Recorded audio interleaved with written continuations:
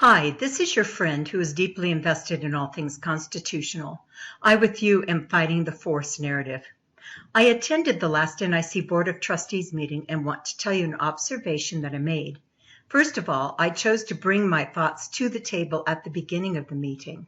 I stated that my hopes were that in the board's search for a president of the college, they would choose someone who would not be a dictator, but would openly embrace dialogue with students, faculty, and the community. As we all know, all three of the newly appointed non-elected board members chose Dr. Swain.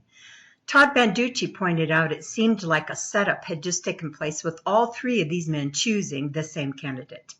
As for myself, I was not surprised because I watched the drama since the board fired President McClellan, who reported to one and all he could not work with the elected board. To prove his own point, he implemented a double mask mandate, made a suspicious move toward vaccine mandates. Students who wanted to discuss the pandemic and vaccine safety concerns were largely shut down.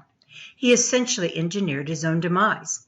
What transpired after that is that Trustee Christy Wood intentionally brought the college into dispute regarding accreditation.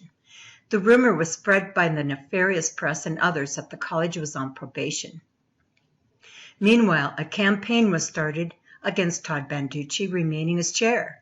One day after it became common knowledge that the college was not on probation but was given some warnings, both Wood and Ken Howard resigned, putting the pieces in place they had planned all along. The Board of Education appointed 3 board members under the leadership of Governor Little. It was these set of facts that precipitated my remarks about needing a president who would not be a dictator and would remain in dialogue with students, faculty, staff, and the community with an equal concern for all. I emphasized we do not need a dictator. Trustee McKenzie acknowledged my statement shortly after. I am watching the process and our newly appointed president for what will transpire next. Here's what our new chair said about his selection of Dr. Swain. Yes, I interviewed all 5 candidates, and there were a number of things that Dr. Swain said and did that really impressed me that he could be a great president. The first thing was his priorities for the college. Number 1, students. Number 2, faculty. Number 3, staff. Number 4, community. And when questioned later, he used the same 4 once again. The man has the right priorities for this college. This new president has my support. I have no reason not to support him, and I also note with interest Todd's statement. It is at least interesting that all 3 of these appointed, non-elected trustees made the same selection for president.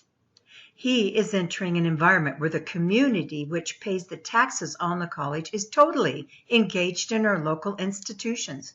We Coeur d'Alene residents, with an eye out for our freedoms, want nothing to do with philosophies that will make our college woke with nonsensical ideologies such as critical race theory.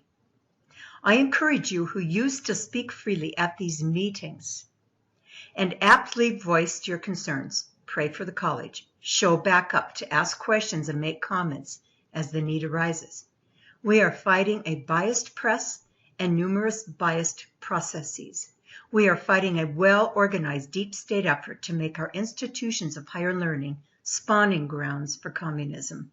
I believe this 100%. Fight for this college to remain a bastion of freedom in our Constitution, and look at the upcoming elections in the fall to make good choices for those who would serve us well on the Board of Trustees. Thank you.